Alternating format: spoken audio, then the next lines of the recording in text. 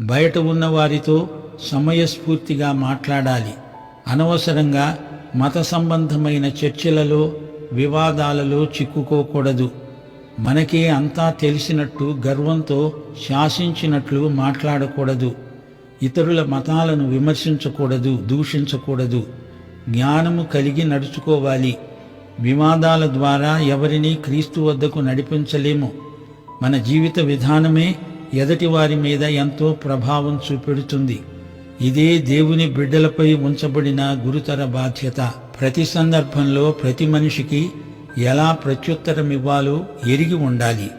నీవు భక్తి గలవాడివే కావచ్చు, కానీ నీ భక్తితో ఇరుగు పొరుగు వారిని విసికించడం మంచిది కాదు. కృపాసహితమైన సంభాషణ ఉప్పు లాంటిది.